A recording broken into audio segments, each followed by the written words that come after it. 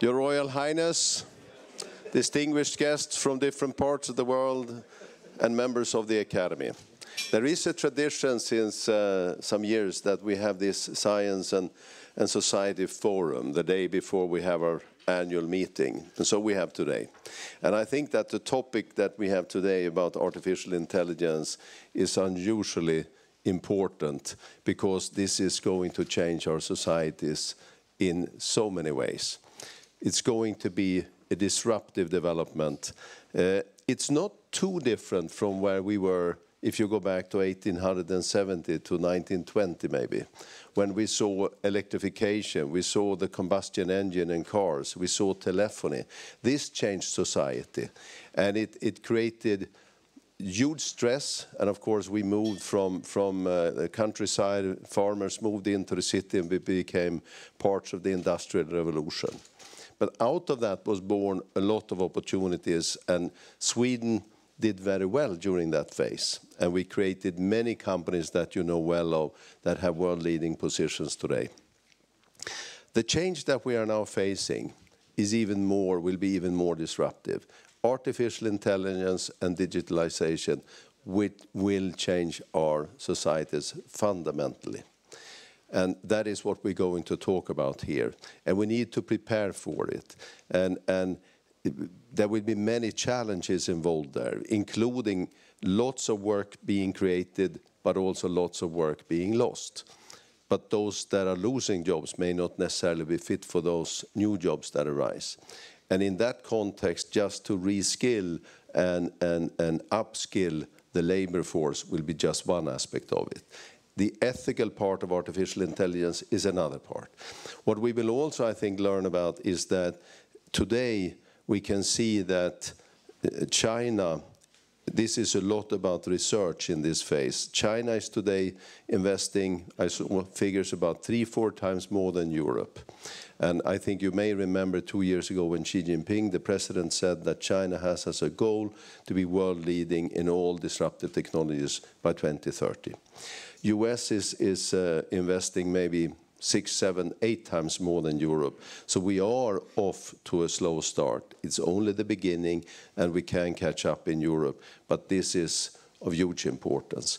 So I think it's a very, very relevant topic that we have. It's of big importance for Sweden, EVA, in that we always play that role of being the platform when we can come together between academia and business and politics and find a good way forward. So I want to welcome all of you, and I wish us a very enjoyable afternoon. And now I hand over to our moderator, Paulina. Thank you. Thanks for coming. Thank you.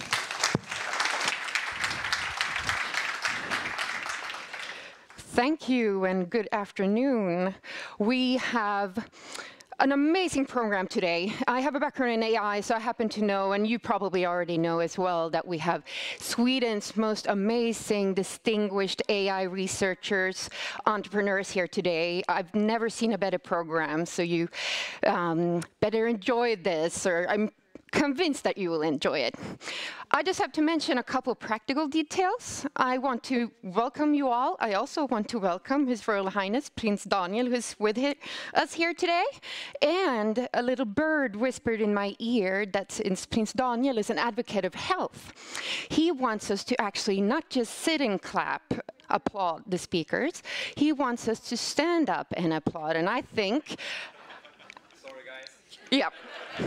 Blame him, not me. I think it's a great idea, though, and it sort of increases the energy in the room as well. And this is a serious and very important topic, but I want us to have a fun time as well and enjoy the afternoon. So what are we going to talk here today? We already heard Carl-Henrik mention a couple of topics. We will definitely cover both the ethical, the technical, the legal aspects of AI. We're also going to enjoy some music. So we have Nacka Musikklasser joining us here today. I heard them repeat, and it's going to be beautiful. We also have a coffee break that I just found out is a champagne break. So it's you're in for a ride, so just enjoy this. Another thing that I have to mention, just as a safety procedure, is that, of course, we have safety exits. In case of emergency, you have them in the back. And also, if you have to visit the restrooms, they're in the back on your right side, just in case of emergency or in case of other emergencies. So as I mentioned, we're going to start out with a big picture of AI, the future, and how AI will transform society or make it hopefully a better society. But we're also going to cover some of the ethical aspects of AI. And with us here today to cover these two different topics or angles are Fredrik Heinz, who's an associate professor of computer science at Linköpings Universitet. He's also, of course, an advocate of AI and safety aspects and ethical aspects of AI. And one of the forums that he's contributing in is in the high-level expert group of artificial intelligence, which is part of the EU Commission. And he's going to start, and then we have Virginia Dignam. I'm going to introduce her further as soon as Fredrik has done his presentation. So welcome up on stage, Fredrik. Thank you.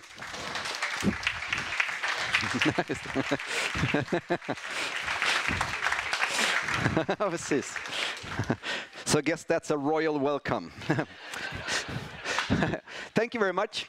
So what I'm going to talk about here today is basically trying to give some picture of what AI is and also say a little bit about how to proceed. And actually, the first page, I mean, in some sense, I actually think you've probably seen several of my pictures before, and actually I think that's a point in that. Because this is not necessarily something completely new, but something that's been around for some time. And these examples that you probably all heard about, self-driving cars, even though it probably will take a little bit longer before I actually get them. Superhuman performance in games like Go, checkers, chess, poker, Jeopardy, StarCraft, Dota, and so on and so forth. We just wait some time, and then the computer beats us in another particular game. And of course, robots that looks a little bit scary and might run over some time. I can say that I have spent a lot of time building robots. I'm not particularly worried, not yet at least. They have a tendency to fall over quite a lot. This picture, I think, is interesting.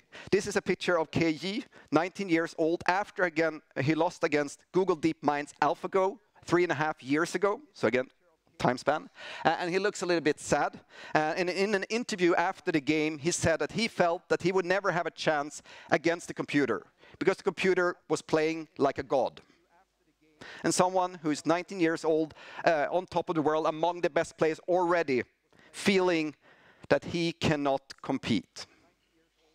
But that's actually not the point I want to make. The point I want to make is that if we look at how the human expert commentators were commentating these games, there were several times when the human expert commentator basically said, "Haha, the computer made a mistake. A human would never play like that." Of course, you can guess what happened next. Of course, the computer wins. But that's not the point. The point is, how should we be able to determine whether what the computer is doing is right or wrong? How can we kind of maintain this meaningful human control over a system which takes in so much more information than we do it so much faster than we do, and also do it in a different way? So we heard in the introductory movie here. I mean, in some sense, I actually think that is kind of a key challenge here. How can we understand what the computer is doing? Before we do that, it will be hard to judge it. Another example is this. This looks like faces of you and me, everyday people. But the interesting thing here is that these are computer-generated images. And if you can read the URL at the bottom, it basically says, thispersondoesnotexist.com. So you can go to this URL, and do reload, and you get a new face of a new person that does not exist.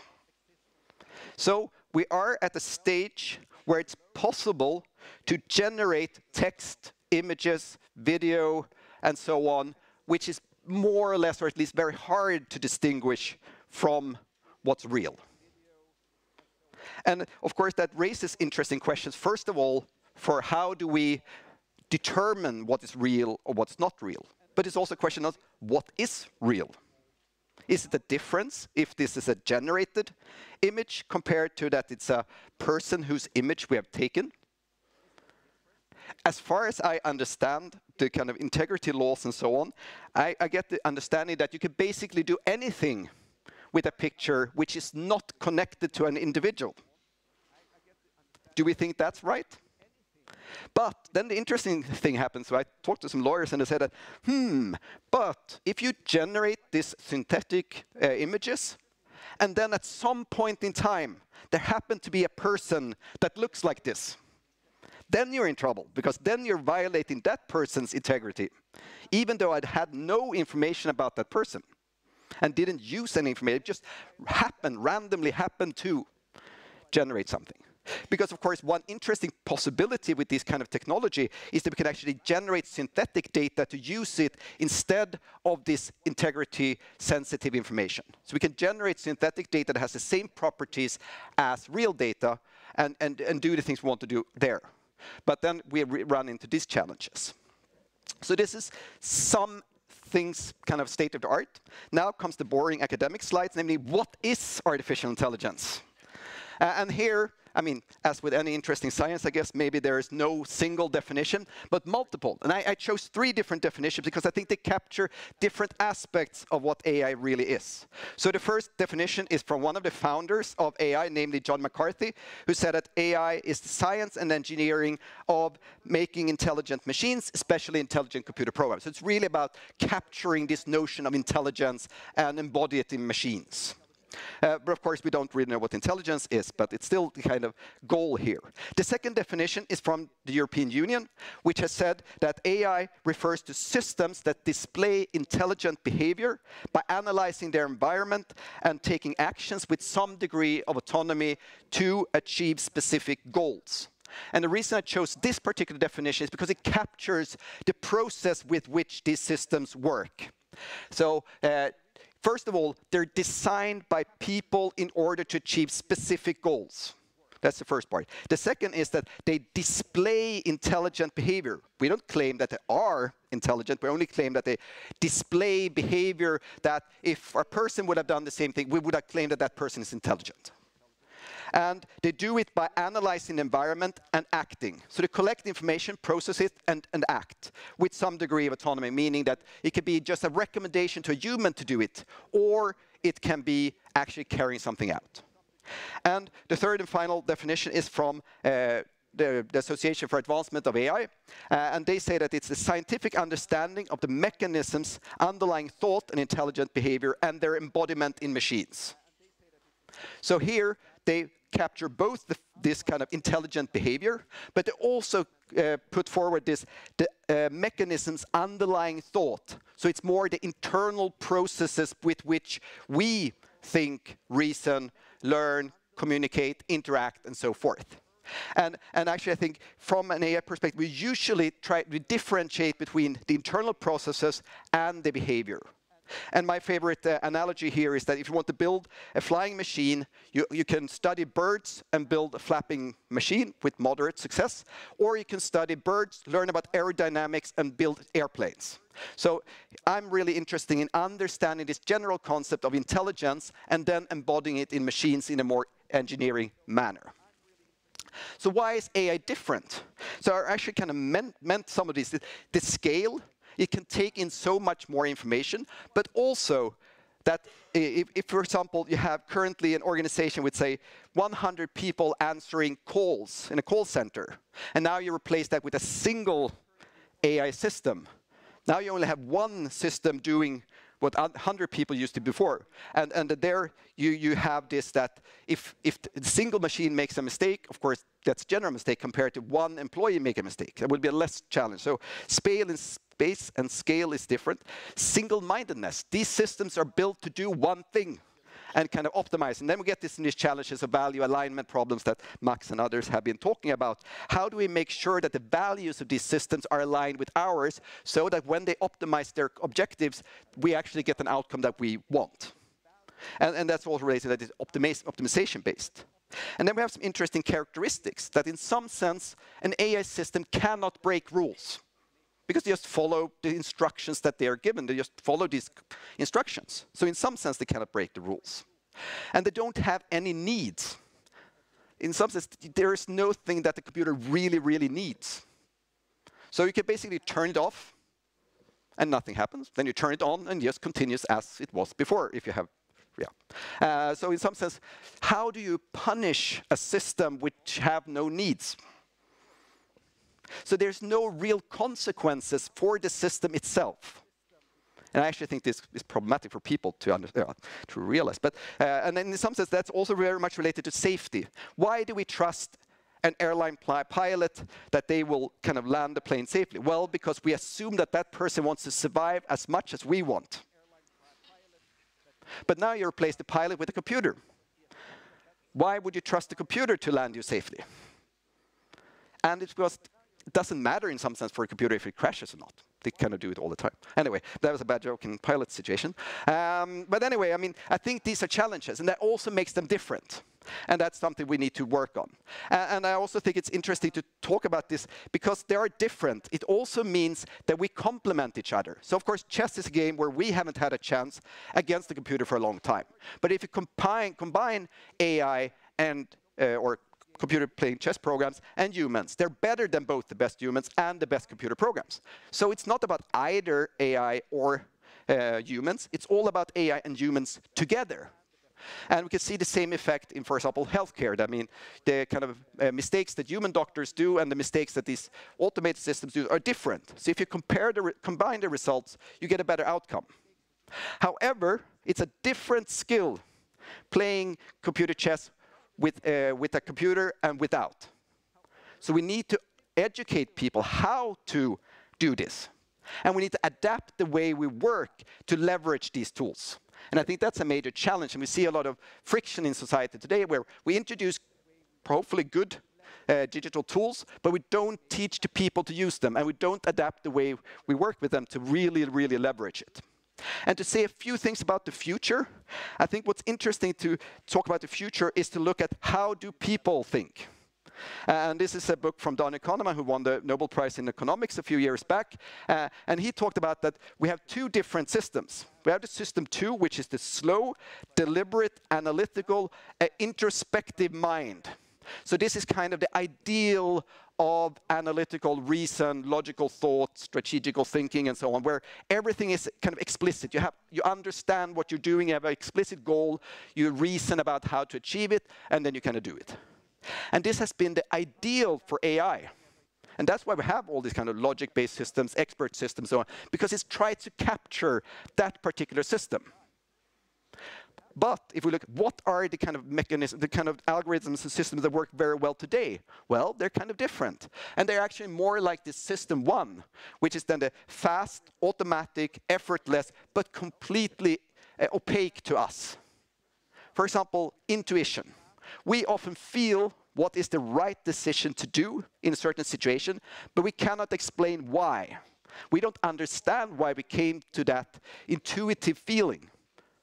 But in many cases, it turns out to be right. Sometimes, of course, it's completely wrong, but many times it's correct. And the type of systems that we see today, these kind of deep neural networks, machine learning approaches, they work really well here. For example, for perception. How do we understand objects? How do we translate speech to text? And all these kind of things. And then of course, we get these challenges that we saw in the video. That, of course, these systems sometimes fail. And there is this challenge of how do you understand how they're doing and why they're doing it. But in some sense, we don't understand. Can you explain to me how you recognize your own family? Can you explain how you do that? Or explain how you can translate whatever I'm saying into some mental representation? I wish we could, but I don't think we can. And so in some sense, we see that we have a lot of progress on this side. Of course, the challenge now becomes, how do we connect these? For example, how do we kind of use this kind of mechanism to explain what this other part is doing? Or integrate them in different ways. So I think that is kind of the grand challenge of AI today. How do we integrate these data-driven machine learning approaches with the more analytical, logic-based reasoning approaches and make them work in concert? I really think that is the future key key challenge in order to achieve this transparency, explainability, and so on and so forth. We need to do that. So in some sense, my perspective is that we really need to also build causal models, not only correlation-based models. Maybe you saw a video the other day that was this guy pushing a train. Of course, he was not pushing the train, he was just running along the train with the same speed.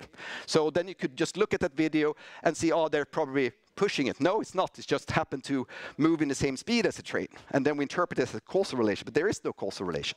And if we can build these causal models, then we can explain the past, but we can also predict the future slightly better. So to kind of summary, AI is all about understanding intelligence and to develop these systems that exhibit intelligent behavior. And as was mentioned in the introduction, I think AI will affect all aspects of society, and therefore trust is essential. Actually, I didn't talk that much about it because I assume Virginia will talk a lot about that in her next talk, because that is kind of key concept that we've been discussing in this high-level expert group on the European level, namely that we don't want any type of AI. We want one particular type of AI. We want human-centered, trustworthy AI, which means that we want AI which is not a goal in itself, but a mean to make lives better for us, individuals living in Europe and working in Europe and so on. And in order to achieve that, we've set up 3 requirements. They have to satisfy the legal requirements of the day, they have to satisfy a number of ethical principles, and it also have to have a robust and safe implementation. So good intentions are not enough. You actually have to build good systems, and I really think that's important. But of course, there are a lot of interesting research challenges in order to achieve that. And I really think we need to integrate these different types of approaches that we're working on today. Because in the end, it's not about either humans or AI. It's all about humans and AI together. Thank you very much.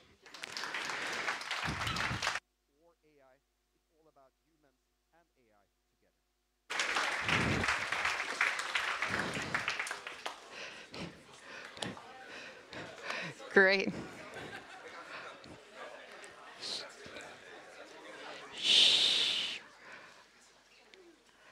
I'm glad to hear that you're eager to talk about this topic, but we have to move on because we have, as I said, an amazing program. And now over to our next speaker. Fredrik will actually join us for questions later. But over to the next speaker now. She is, as I mentioned, also part of this high-level expert group on AI within the EU. But she's also a professor, a Wallenberg founder professor in social and ethical artificial intelligence at Umeå Universitet. She's also a research director at WASP, Humanities and Society, and much more. Welcome up on stage, Professor Virginia Dunham. Oh.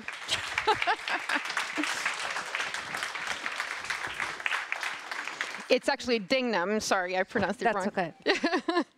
No, we need this one. Yeah, it's there. That's there. It's here. It's here. Sorry about this. And now it has to start.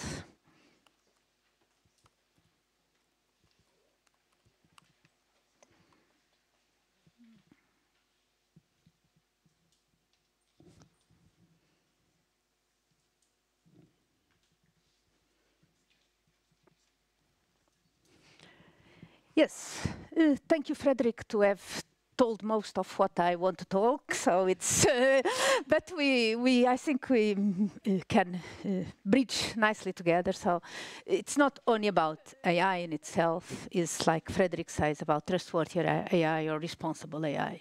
And in this, I would like just to add a little bit more to the definition of AI that Fredrik told. AI, at least when it concerns the use and the potential impact of AI in the world, is not only about the machine. So it's not only about algorithms, it's not just about the machine learning issues, it's about the social technical system which enables these machines to do anything.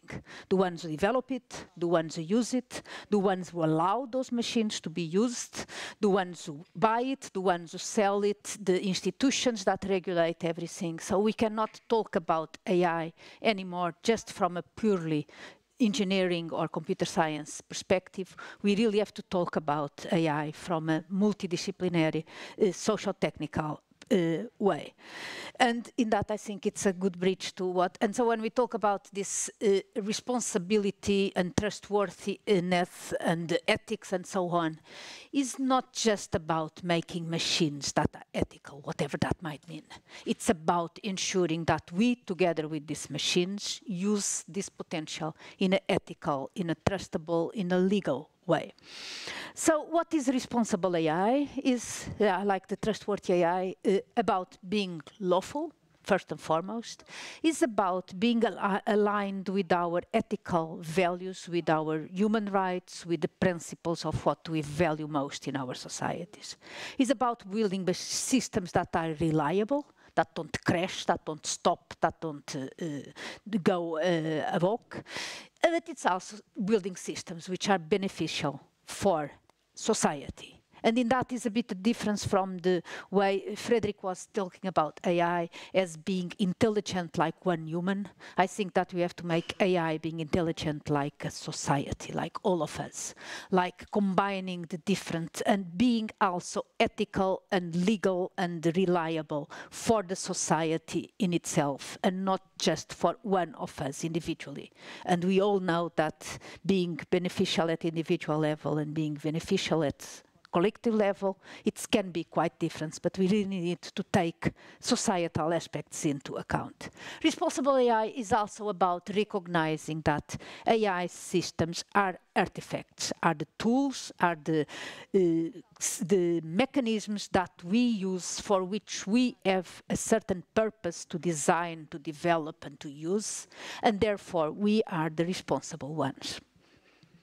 This is what has been done in many different fora in the world in the last few years. I believe that there are around 130 different guidelines, principles, regulations, proposals, standards, and so on. In a sense, they all try to say the same. We need to have trustworthy AI, it has to be ethically aligned, it has to be responsible and trustworthy. It's very easy. And Frederick knows how easy it is to come up with this one, but it's easy to talk about it. It's easy to agree that we want trustworthy AI. It's easy to agree that we want ethical AI. No one would want unethical or untrustworthy or unreliable AI. It's much more difficult to really implement and comply with this type of issues. And that's what we really need as society, as research, move forward. Because the promise at the end of the day is that we will be able with AI to reach better decisions. The definition of better, that's where things get difficult. And again, what is better for me doesn't necessarily is better for all of us. We have been for many years, especially in democratic societies, able to design mechanisms in which we aggregate our individual desires, in our individual preferences into collective functioning institutions. All the democratic process and democratic institutions are developed like this. But these are things which we design with a certain purpose. The way we combine election results has for a large impact in what those results are. The way we ask the questions in an election or in a referendum has a lot to do about the results of those elections. So it's again with AI, what do we are building these systems for, and how can we agree what this system should be doing? So let's start there. What decisions should AI be making? Just think of a self-driving car. What is the type of decisions that you want that car to do? Probably not this one. Maybe it's good, maybe it would help me get to the gym finally, but it's not what we think about the decisions we want AI to make. Somehow we are obsessed with this other type of decisions, which are in a sense much more complex than the one we never think that we would never want a car that decides where to take me, but I would want to have a car which decides what to do in some hypothetical and very unlikely situation. And we have been looking at this from many different perspectives. So we really have to first decide and agree and start thinking about what exactly we want these systems to do. And the other one is, how should AI make decisions? We can go indeed look at how each one of us make decisions, and most of the research which has been done in AI from the last 70 years is indeed about understanding individual intelligent behavior. But we really have to start looking, like I say, at how we are collectively intelligent. And what are the decisions, where we want those decisions to be. We all know that we have decisions which might be morally accepted, but they are not legally allowed, or which are socially accepted, but not morally acceptable. And these things change from one to another society, from one to another time, and from one to another circumstance. So if we want systems to be ethical, trustworthy, and so on, we really need to think about what are the type of decisions and how we are able to deal with changing circumstances. And you just have to think about capital punishment, and depending where you are in the world, that will be in a different quadrant in this space, or about the way we deal with animal rights, the way we deal about smoking in this type of environments, and those things have changed even in our own lifetimes. It's also about recognizing that we cannot have it all at the same time, that there need to be decisions about what do we give and what do we take, and how we put the combination of values together. If you tell me I want you to build me a fair system which is not biased, and I tell you, yes, I can do that, but it will to get you 1% better fair system, I will need to use 20% more energy resources. How are we going to balance between sustainable and fairness? It's to me as an engineer to do, or is something which we want as society to decide? So when we talk about taking responsibility, I have been working on it by 3 different ways. Looking at the process, the way we develop these systems, and not just the way we code the systems, but the way we agree and decide which systems should be done and how this social-technical environment is set up around it.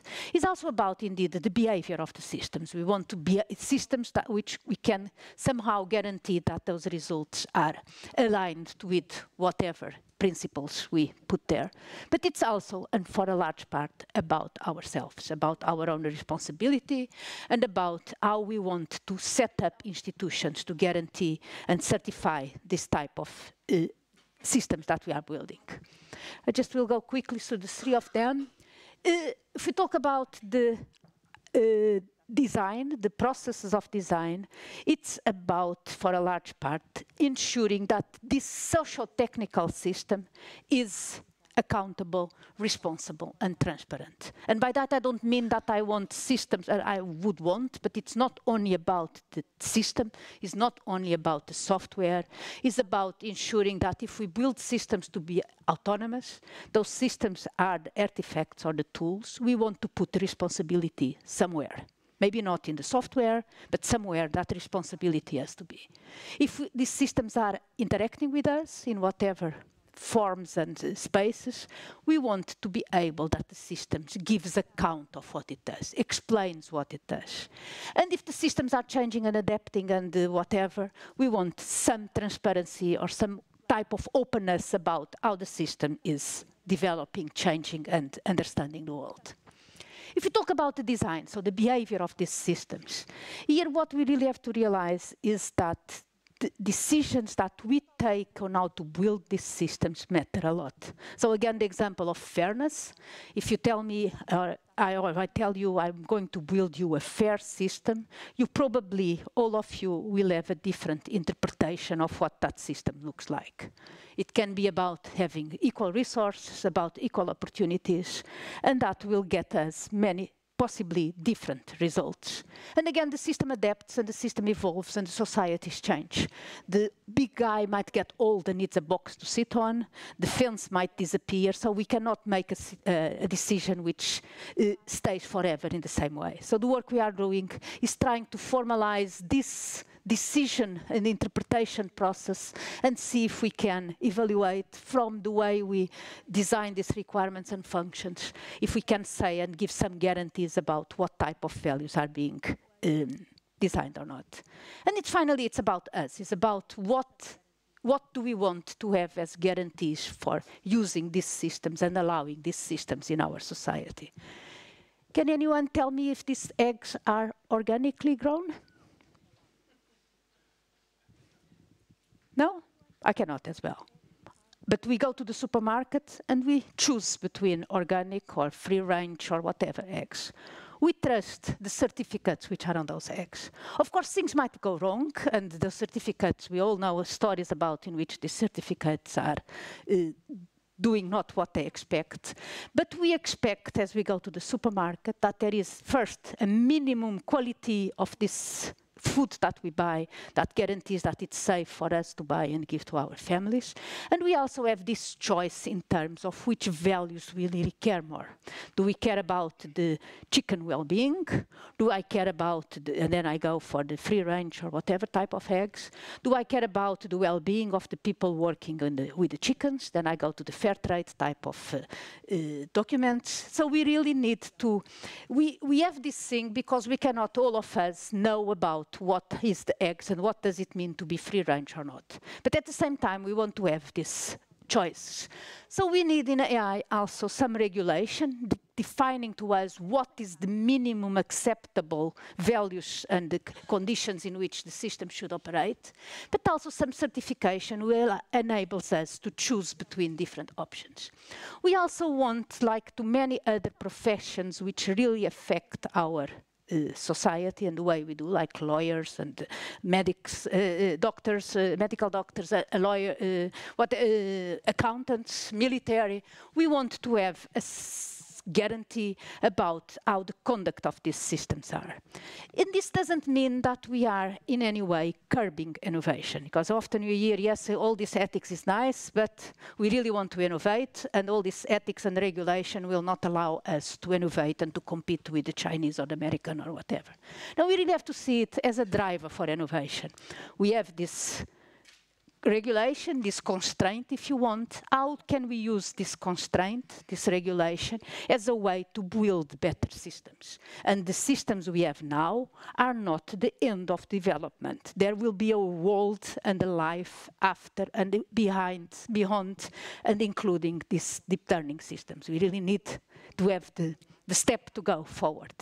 So just to finish, we have to realize the design impacts our decisions, which impacts our societies, which impacts again the design. So we really have to take this socio-technical perspective. The systems are the tools. We are responsible for the purpose that we set these systems to make. AI can give a lot of answers, but it's up to us to decide which questions we want AI to answer or not. And we need to think about this type of issues of accountability, responsibility, and transparency. Thank you.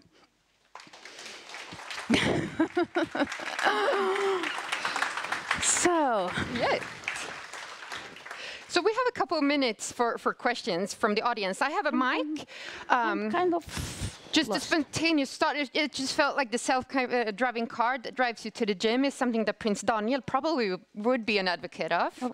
Yeah, I'm right. Yeah.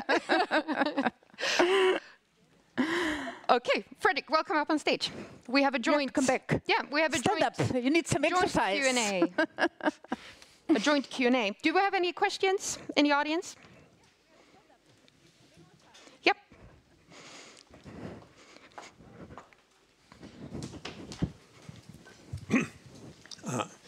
Thank you. You mentioned the word law or legal several times. We have laws for people and corporations and like. If somebody breaks a law, they can be apprehended and charged and tried, et cetera, punished. Is it anticipated that an AI artifact will have the same set of laws, or will there be a parallel set of laws for AI artifacts? Yes, thank you. Actually, just this morning I was talking at the Lawyer Association Day down at Grand Hotel, so we had this type of discussions there this morning as well. Like I say, AI is the tool, is the instrument, the artifact. We have laws which indicate how can we and how should we use hammers, how should we use drills, how should we use cups and glasses and whatever kind of things. In a sense, we don't really have to, we cannot blame the hammer for the way we use the hammer. Of course, people will use hammers to do bad, and people will use hammers to do good. It's the same with AI. We cannot put the car in prison. Like Frederick said, the car couldn't care less if it goes to prison or not. It has no feelings there. It makes no sense to put the car to prison. But the car is the artifact. We have really to go behind that. And actually, the self-driving car is not so different anymore from the cars that we have in the roads now. They are also, for a large part, just software. And we still, even in this type of complex systems, we do have the means and the laws to deal with the situations when things go wrong. We have to find out liability, we have to find out what type of process failed or not. We do need to identify how this process can be designed and developed for AI. But we cannot really think, oh, it's very easy to put the blame on the AI system.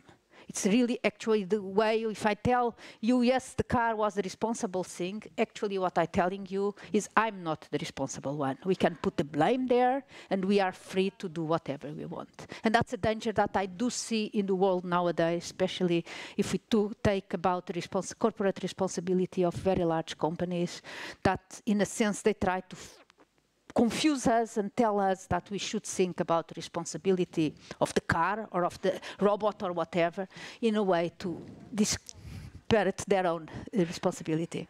Just a very quick thing, because I agree in general with Virginia, but what I think is interesting here is that the kind of responsibility we have will now be distributed. So I think the challenge is not that, I think still people should be responsible, but the question is which person or what people should be responsible. Just taking a car, there will be like thousands of people involved in kind of manufacturing, controlling, and all aspects of that car. Which one should we blame, or what one should, well, yeah, what group should we blame? I think that's the interesting way. We'll probably need to kind of see other views on responsibility, not just the individual responsibility, but also this kind of distributed responsibility, which I think will be challenging. But in a sense, we have already that. We do have this, with the cars now, if they break down or if they cause an accident, we also have to find out where the responsibility is. And it starts by the responsibility of society of allowing those cars in our roads, and when we allow them in the road. It also starts with the responsibility of ourselves on the way we are using these cars. If I'm supposed to sit in the car and look at what the car is doing instead of looking at the newspaper, the responsibility lays also there. And of course it lays with all the many different developers of the different components. But that's in any complex engineering thing, it's already kind of designed like that. Thank you so much. We have to move on, but you will be here during the champagne break. So if you have more questions, you can take them there. And you're also joining us on stage later on to talk about sort of the technical aspects of AI and what's possible. Looking forward to it. And now it's time for me to introduce the world's smartest Swede, who happens to stand here right next to me. He's a professor at MIT, and he's also the author of this very popular book. How many of you have read it? Life 3.0, yeah? Those of you who haven't, I warmly recommend it to you, and I'm not just saying it because he's sitting here right next to me. Welcome up on stage, Max Tegmark. Tackar, tackar. Thank you. Can you hear me? Thank you for that all too kind introduction. So it's a great pleasure and honor to be back home again, and thanks to you especially for arranging a standing ovation. It's not every day you get that just walking on stage. With technology, what can possibly go wrong? Exactly. So I have been encouraged to think big. We heard two wonderful presentations about the near-term challenges with AI, keeping it safe, accountable, transparent, and so on. But let's look a little bit farther into the future and think really big. Let's start this big, cosmically big. Here we are, 13.8 billion years after our Big Bang, and find that we are these self-aware quark blobs gazing out into this grand universe. And we've discovered something very humbling, which is that our universe is much bigger than we thought it was, so we are a much smaller part than we thought we were. And that most of this seems pretty dead still. Life seems to be almost imperceptible, small perturbation in the grand scheme of things. But we've also discovered something inspiring, which is that the technology we're developing, and particularly AI, has the potential to help life flourish like never before. not just during the next election cycle, but during billions of years, and not just on our planet, but throughout much of this amazing universe out there. I call the earliest life 1.0 because it was really dumb here on Earth, like bacteria. Couldn't learn anything during its lifetime. I call us humans life 2.0 because we can learn, which we in nerdy geek speak might think of as installing new software into our brains. Life 3.0, which can design not only its software but also its hardware, of course doesn't exist yet, but maybe we should already think of ourselves as life 2.1 with our artificial knees, pacemakers, and cochlear implants. Now, my friend Jan Tallinn likes to point out that there's a really nice metaphor between rockets and AI, technology in general. So raise your hand if you saw the moon mission 50 years ago on TV when it launched. Ah, so awesome. I find this very inspiring because it shows that when we humans use technology wisely, which is what EVA is really all about, right? We can accomplish things that that our ancestors could only have dreamt of. But Jan Tallinn, my friend, likes to point out that just as with rockets, if you want to be really ambitious, it's not enough to make our technology powerful. We also have to make sure we figure out how to control it, steer it, right? And also where we want to go with it. So I want to talk briefly about all three of these with artificial intelligence: the power, the steering, and the destination. Fredrik already gave you a bunch of really nice definitions of artificial intelligence. I like short ones. So for me, artificial intelligence is just non-biological intelligence. And intelligence itself, I like to think of as just the ability to accomplish goals. The more complex the goals, the more intelligent. And the reason I'm giving such an inclusive definition is because I want to make sure it includes both biological and artificial intelligence, avoiding this carbon chauvinism idea that you can only be smart if you're made of carbon atoms, made of meat, right? I think it's exactly the opposite of carbon chauvinism, which has given us this wonderful AI revolution, namely the idea that intelligence is all about information processing. And it doesn't matter whether the information is processed by carbon atoms in neurons in brains or by silicon atoms in machines. And this idea, it's amazing how it's helped the power of AI grow recently, isn't it? Just think about all the amazing things we just heard about from Fredrik and Virginia here.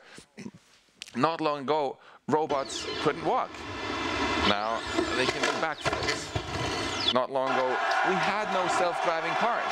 Now we have self-flying rockets that can land themselves with artificial intelligence. Not long ago, we didn't have AI that could do face recognition. And then now we can have AI making, not just, as Fredrik said, faces that don't exist, but we can have big videos of Prince Daniel saying things that he never said, so watch out. Not long ago, AI could not save lives. Soon, I think AI will save many of the over 1 million lives wasted every year on Earth's roads. And still more lives by eliminating stupid mistakes in healthcare. And still more lives by improving diagnosis. We already have AI systems that are as good or better than the best humans at diagnosing prostate cancer, lung cancer, various eye diseases. Not long ago, ultrasound machines were big and expensive. Now, they fit in your pocket and plug into your phone and are so affordable that they can democratize access to ultrasound around the world. As we heard from Fredrik not long ago, we did not have AI that could beat us at the game of Go. Then Google, but now we do. And the same AI that learned to beat the best humans in Go by playing against itself for 24 hours, also by playing against itself became world champion in chess. And the really interesting thing here isn't that the AI crushed human gamers, but that it crushed human AI researchers, like myself, who had spent decades handcrafting algorithms for doing this, all now made irrelevant by machine learning. Not long ago, we were totally stuck on the so-called protein folding problem. And then Google DeepMind came up with an AI that won the competition last year and showed that it can just as given input the genetic code of some some protein, figure out how it's going to fold up into what 3D shape, like a donut, like hemoglobin, or like this funny shape, which has the potential to greatly accelerate drug development, because it's much faster to do it with a computer than by this very slow X-ray crystallography that it agrees so well here. But so all this progress that's happening, that we've been hearing about from Virginia and Fredrik as well, begs this question: how far will the progress go? And I want to go a little farther now than the previous two speakers, because the original goal of AI, as articulated in the 50s and 60s, right, was simply to, well, wasn't to get to today, it was to do everything that the human brain can do, right? So how far will it go? I think of this in terms of this abstract landscape of tasks, where the elevation represents how hard it is for AI to do each task at the human level, and the sea level represents what AI can do today. The sea level is obviously rising as AI progresses, so there's a kind of global warming going on in the task landscape. It's nice to be in Sweden so I can talk about this openly without worrying about anyone being offended.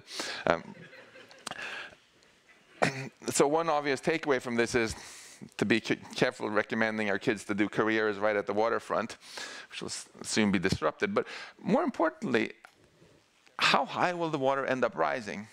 Will it eventually flood all land, matching human intelligence, with AI matching human intelligence on all tasks? This is the definition of artificial general intelligence, AGI. And by this definition, those people who say, nah, there'll always be jobs that humans can do better than machines, are simply predicting that there will never be AGI, that AI will fail in its original ambition. Now, if you think this sounds crazy and science fiction-like, I want you to be clear that there is something else which sounds like much more crazy science fiction. And that's superintelligence, which my friend Nick Boström, who was mentioned earlier, has talked about and written a great book about. The idea is very simple. It's that if you get to AGI, then since AI can by definition do all the jobs better than humans, that includes the job of AI development. So it raises this very controversial possibility that you could greatly shorten the typical research and development timescale of years by replacing humans by machines to do it, getting maybe recursively self-improving AI that gets far beyond what humans can do. Now, we have to pause here for a little reality check. Sometimes people complain and say, this is just crazy talk that only philosophers and others who don't understand anything about the technical AI take seriously. No one else takes it seriously. Well, but is that true? Judge for yourselves.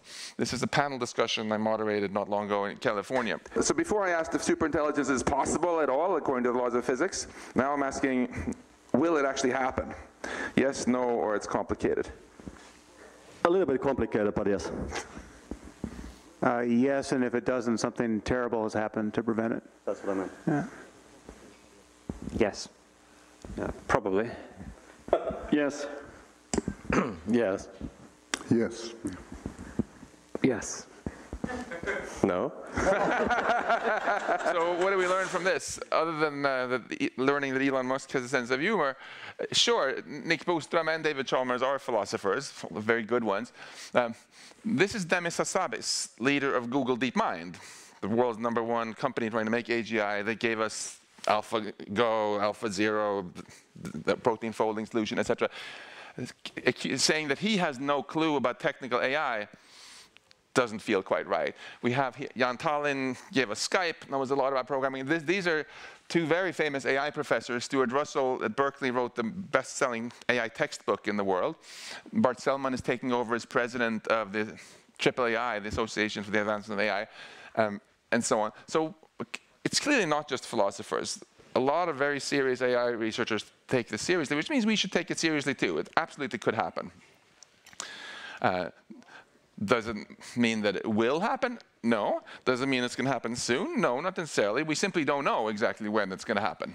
That's the truth. On one hand, you have people like my former MIT colleague Rodney Brooks, who says, nah, it won't happen for hundreds of years. Andrew Ng likes this joke that it's like worrying about overpopulation on Mars, it's so far off. And on the other hand, you have people like Demis Hassabis who thinks it's going to happen pretty soon and is betting in his entire company on trying to build AGI. And recent surveys of AI researchers have shown that most of them guess that we will get AGI, so the human-level AI across the board, within decades. Within decades. So when I look at you, you look like a pretty healthy bunch, like you're taking your vitamins, eating, going to the gym, and even standing up regularly to exercise. So 30 years, probably most of you are going to, or almost all of you are going to be around, which begs the question, if this happens in our lifetime, that we get machines that can do everything that we can do, then what? We need to talk about that. I think we face a choice here, a very simple choice, between being reactive and passive on one hand, complacent, or being ambitious. You know, we can be complacent and be like, nah, let's just build machines that can do everything we can do and not worry about the consequences. Come on, after all, if we make machines that make all humans obsolete, you know, what could possibly go wrong? Or we can be ambitious and envision a really inspiring high-tech future and then figure out how to steer towards that future. You look like an ambitious bunch. So in this ambitious spirit, then how do we steer the development of AI? We heard a lot of great ideas from Virginia and Fredrik in the short term. We founded a nonprofit, the Future of Life Institute, to help with this. And generally, we love technology. I'm optimistic that we do have the ability to create an inspiring high-tech future, but it's going to require winning what I like to call the wisdom race. Winning the race between the growing power of technology and the wisdom with which we manage it. All right? The problem is, to win this race, we need to change strategies, because our old strategy used to be just learning from mistakes. You know, first we invented fire, then we invented the fire extinguisher. First we invented the car, and then after a lot of people died, then we invented the traffic light, the seat belt, the airbag, and laws against driving too fast. So we're used to that, the idea that learning from mistakes kind of works. But the point that's crucial here is science keeps getting more powerful, which means technology keeps getting more powerful. And at some point, the power crosses a threshold where learning from mistakes stops being a good idea. Like, who thinks it's a good idea to have a nuclear war between the US and Russia and then learning from that mistake? Who would rather we just figure out how to avoid it in the first place? And if we ever decide to build artificial general intelligence, I think, again, it would be really nice to get it right the first time, because it could easily be the only time that we get. It's funny, people sometimes complain when I say this and say, oh, Max, shh, don't talk like that. That's Luddite scaremongering. But it's not scaremongering. It's what we at MIT call safety engineering. Säkerhetstänk. Think about it. Before NASA launched that Apollo 11 moon mission 50-something years ago, right? They systematically thought through everything that could go wrong when you put a bunch of people on explosive fuel tanks and send them somewhere where no one could help them. There's a lot that could go wrong. Was that scaremongering? No. That was exactly the safety engineering that led to the success of the mission. And standing in front of here, being here invited by Eva, in the engineering academy, this is a no-brainer. Of course, safety engineering is a good thing. To help with this, we've organized conferences, bringing together world-leading AI researchers from industry and academia to think about this. We had a conference in Asilomar, California, for example, 2.5 years ago, which produced these 23 Asilomar principles, which have since been signed by over 1,000 AI researchers around the world and endorsed by the state of California. And it's really exciting to see so many of these ideas now further developed and embodied in all these nice principles and so on that Fredrik and Virginia have helped get into European Union action items. And how many minutes are left of this? This is a timeless environment. Huh?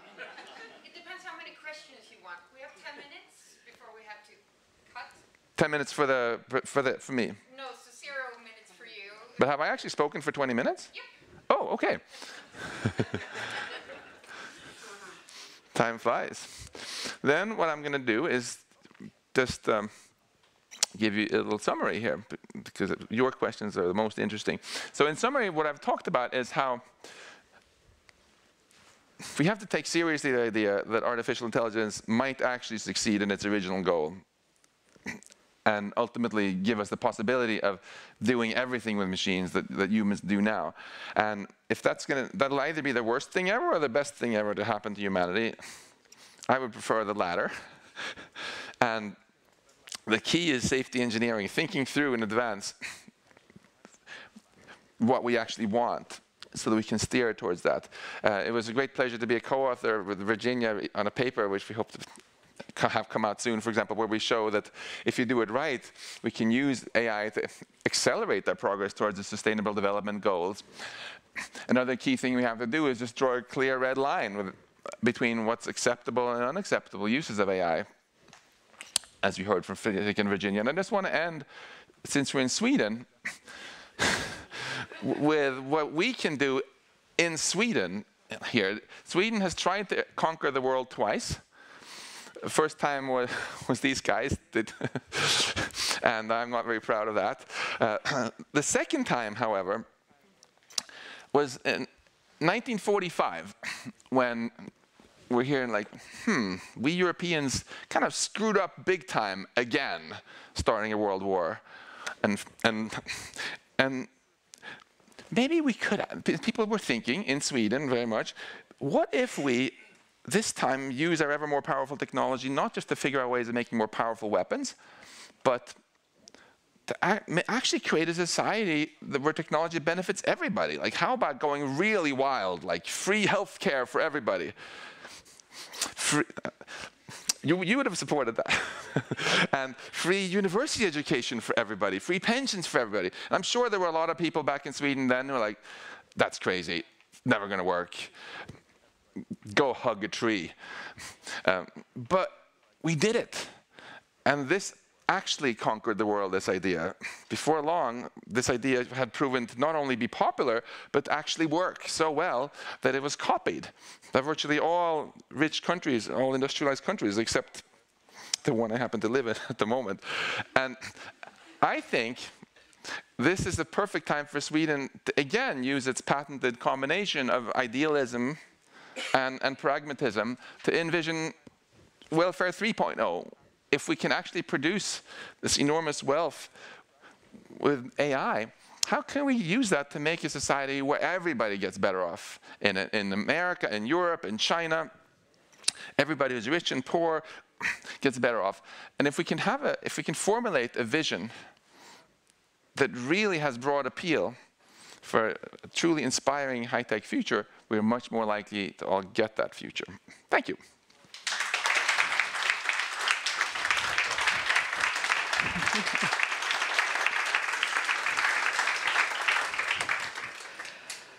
Okay, so my guess is that we have plenty of questions for Max in the audience. Just raise your hand. We have about 8 to 10 minutes for questions, so, yep.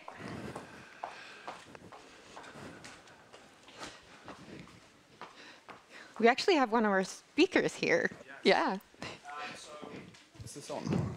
Yeah. Yeah, no. So one thing I'm super curious about is this analogy that Fredrik used, and I also frequently use, is that sort of AI combined with human intelligence beats the best chess computer. Is this actually still true with AlphaZero, or can't we use that analogy anymore? I was wondering the same thing, actually, when you said it, Fredrik, how old that data is. I think it's either it might be that it's still just barely true, but I think it's pretty clear it will not remain true for very long. So we have to, I think, let go of this idea that we will always be better than machines at something, or the human plus machine will always be better. We're fighting a losing battle there, and try to rebrand ourselves a little bit and what is really important to us about being humans. You know, think about the name of our species we've given to ourselves: Homo sapiens, the thinking man, the smart organism, basically. So we've sort of decided that what's really cool about us is that we're the smartest on the planet. Well, we're not going to be eventually if AI succeeds. But is that really a problem? I don't think so. You know, we have all spent lots of time surrounded by people who were smarter than us. When we were little babies, mommy and daddy were much smarter than us, and that was fine. Right? Not only because they had goals that aligned with ours and they helped us, but because it was cool to be 4 years old, and it didn't bother us that there were others who were smarter. So why should we humans now have this weird idea that we have to be like so superior? Maybe what's actually more important is the experiences we have. Beauty, joy, love, affection, community, things like this, which don't actually require being the smartest entity around. One more question? We have one here. Hi, great speech, thanks. What would be your qualified or educated guess of when we get, if we get, super intelligence or general AI? I think the surveys among AI researchers are pretty reasonable. Maybe it'll take a few decades, maybe longer, maybe less, we don't know. But that's soon enough that we should take it at least as seriously as we take climate change and our retirement savings, you know. And we absolutely have to talk about it. The more we think about it now, the more likely it is that it's going to be something good. People often worry about the wrong things because of Hollywood movies, right? And they freak out. And what we should really worry about, first of all, as we heard from Virginia and Fredrik, isn't that AI is going to turn evil or something like that. We should just worry about it turning very competent and having goals that aren't aligned with ours. Then we're in very big trouble, and it could easily cause the extinction of the human race. Just imagine, think about for just 10 seconds, your least favorite person on the planet. And then imagine that they have superintelligence that they can use to impose their will on everybody else. How does that make you feel? Do you now feel motivated to make sure? I think this is the biggest democracy issue of our time, actually. Who is going to control this ever-growing power? You know, if it can be deployed to the benefit of everybody, can be fantastic. If we don't, on the other hand, if we don't do much, just muddle along, we know who's going to control it, right? It's going to be maybe some people who've had too much Red Bull in some tech company who have not been elected, or maybe some secretive military people who haven't been elected either. And they are not, with all due respect, any great experts on human happiness and human flourishing. And it's not even clear that they have the best interest in mind of everybody. So let's make sure this works for all of us. Thank you. Thank you so much, Max. And you will hang out here for a couple of, maybe 1 more hour, so during the champagne break, and you will also join us for the talk about technical aspects of AI as well. So, okay. I hate to interrupt your interesting discussions, but we have 2 more sessions to go before the program ends.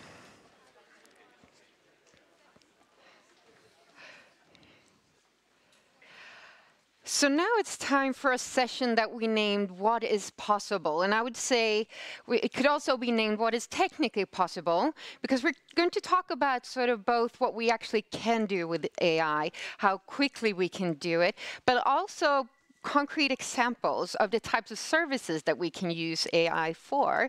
And with me here on stage is a special person who we invited just for that reason, because he's the co-founder and CEO of a platform, an AI-based sort of personalized education platform called Sana Labs.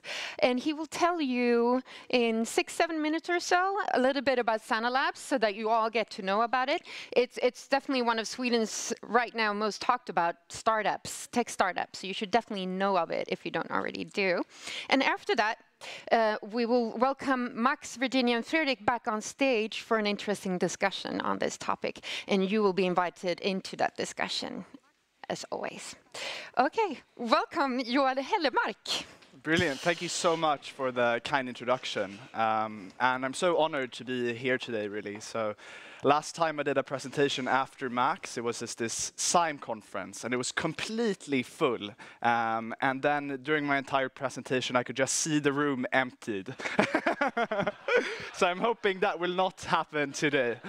But as said, I'm the founder and CEO of Sana Labs. We're an artificial intelligence company focused on how to personalize education. So our ambition is really to find each student's unique path through their education.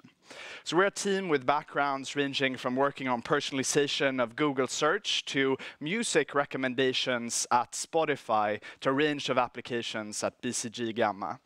And our mission is really to apply artificial intelligence to make personalized education at scale. So how can we take artificial intelligence that have brought these breakthroughs in personalization and all of these other aspects of our daily lives, like music and video, to education to create a truly personalized and effective learning experience?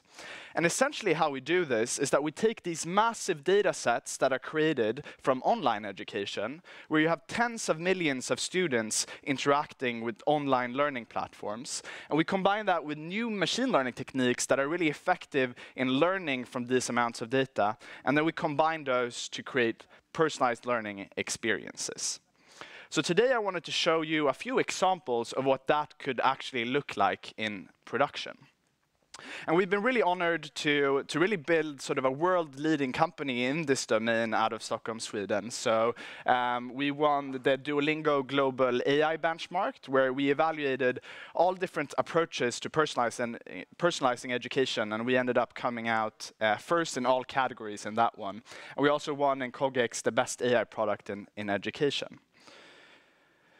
So why really, where does this come from? If you look at education historically, we've always had to teach to the middle. So we haven't been able to teach to the extremes. So you have the very talented students progressing much quicker than the curriculum, and the students that are falling behind accumulating knowledge gaps over time. So the question has always been, how can we teach to every individual student to where they're at, rather than to the averages? And I like really this analogy of this tensile structure, where on this side you have a tensile structure sort of designed by humans, and then on this side you have one which has been optimized using topological optimization. And what's fascinating is that when AI starts designing these curriculums or these structures, they look very different compared to anything that we could have imagined. And it's because they're much more nuanced and detailed in their nature. And the very same goes for education. So here is a graph of some concepts that you have to learn in math in school. And just using the data of students interacting with these concepts, we've been able to map out the relationships between all of the different items. So we didn't tell the system what each of these individual concepts were, but automatically from data it could derive a curriculum.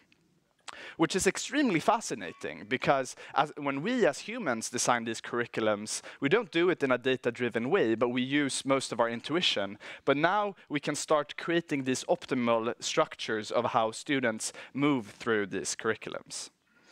And here you can even see the size of the arrows is the strengths between the connections. So when the arrow is larger, that's a stronger connection between those different questions. So if a student is struggling here, you can look at what is the prerequisite content that they are missing. But now to the point of like, how do we actually personalize these learning experiences? And then the first point is modeling what a student knows. So we can capture exactly what are your knowledge gaps, what are your strengths, what is it that you're struggling with, and figure out the optimal way of addressing those specific knowledge gaps. The other aspect that we have to take into account is how do we most effectively assess your knowledge? So what we found is that when we do these adaptive assessments where we optimize the difficulty of the questions in the assessment, we can reduce the number of assessment items by 70 to 90%. So by adaptively doing the assessments, we can significantly reduce the assessment time. The other aspect here is about figuring out your exact knowledge across all of the different concepts, and then we can focus specifically on the knowledge gaps. And when you looked at the curriculum there before, we could see exactly what is the underlying concept, which might be the root cause for why you're struggling, and then we can surface that information to you. And then over time, as you interact with this system, the more you interact with it, the more we'll learn about your specific knowledge gap. And then we can, in real time, we can predict the probability that you'll get the question correctly, and then make sure that you have questions which are at the right difficulty level. And this is actually super fascinating, because when you look at it on average, students that have a 70% probability of answering the questions correctly, they are the ones that will stay the most engaged. And why is that? It seems to be because the questions are neither too hard or too easy. So they are at this Goldilocksian level of difficulty, which drives the engagement. And we've actually seen this in a range of other applications as well. So I had a friend who worked on the optimization of Candy Crush, which might be a less meaningful application of these technologies. But they also found that when the users had around 70% probability of solving the puzzles, that's when they stayed the most engaged. But then to the final aspect, when you've actually learned these concepts, you also want to retain them over time. And this is incredibly fascinating, because depending on what the concept is, we'll forget it at very different rates. So here you have some concepts of maths, and here you have some concepts of English. And what we found is, like if we take one example, Swedes learning English, they will have to repeat ubiquitous 15 times. Because ubiquitous, it has a Q in it, and there's no clear equivalent in the Swedish language. But if you take a Swede learning English, learning camera in Swedish, they'll only have to repeat that 2 times, because it's very similar. So those kinds of patterns we can capture using machine learning, and then make sure that you repeat the information at the optimal intervals. So what does this result in? This results in an individual path for each learner, where based on their assessment needs, based on their knowledge gaps, based on their proficiency and the difficulty of the content, and even based on their memory, we find their unique path throughout the content, helping every student learn the content and master it faster. So some of the results that we've seen as an outcome of this is that students can master 44% more material in the same period of time. And imagine if you compound that over the course of a student's school years. The other aspect we've seen is that this saves an immense amount of time for the teachers. So in one study we did, teachers saved 6 hours per week in having to create these assessments, the personalized homeworks, and so on. And another metric is that we saw a 15% increase in the performance on the end tests. So this is one application where I think artificial intelligence can learn from these immense amounts of data to provide a personalized education to every student. And it doesn't matter if it's SFI, helping immigrants learn the Swedish language, or if it's math for K-12, or even reskilling or upskilling, which is increasingly becoming important as a function of automation. These personalized systems will hopefully for the first time truly make personalized education available to everyone, everywhere, and we're super excited to be leading that. Thank you.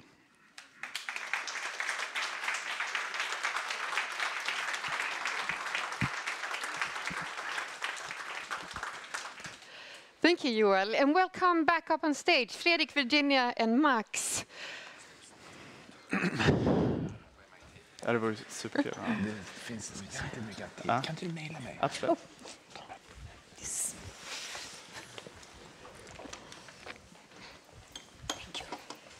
Do you all have mics? Yes. Yes. Okay, I'll be standing here. So before I let the audience in, I have a couple of questions. I just felt like when I saw the panel that you showed in your presentation, do you believe that superintelligence will happen? What was the question? If it will actually happen? Yes. Yes. I want to do the same. We already know what you think, but I would like to hear Virginia, Fredrik, and Joel say yes or no. Do you believe that superintelligence will happen anytime soon? Virginia? Depends on your definition of intelligence. We didn't ask if it was soon. We just asked if it would. If it ever will happen. Okay. Again, depends on the definition of intelligence. Okay. Frederick. Yeah. I mean, you had the option of it's complicated. It's complicated. But I think in theory, I think it's possible, yes.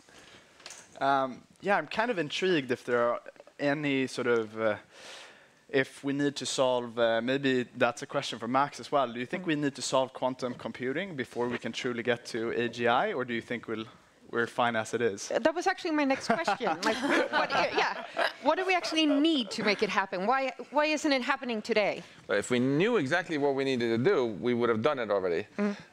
Of course. I don't think we need quantum computing for it. I'm all for quantum computing. It's going to be great for material science and many other things.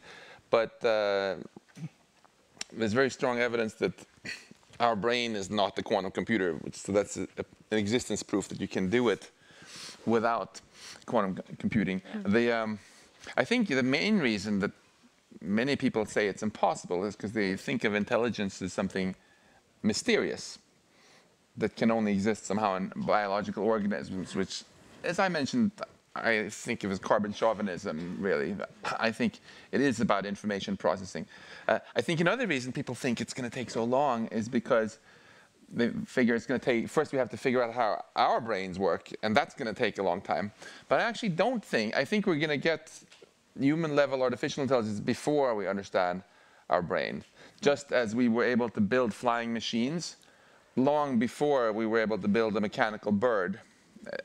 If you've seen the TED Talk with the mechanical bird, great, you should watch it, but that's 100 years after the Wright brothers' first airplane. I actually think this is really fascinating. It might actually be the opposite, that we figure out how the human brain works by developing artificial intelligence. That's one of the premises of artificial intelligence. And there's one very clear example of this, actually. If you look at back propagation, we're now looking at, it works so extremely well in AI, so we're looking at, is there actually back propagation going on in the human brain as well? So what is back propagation, for those that don't know? It's basically that you update the weights according, if you make an error, you update the weights backwards.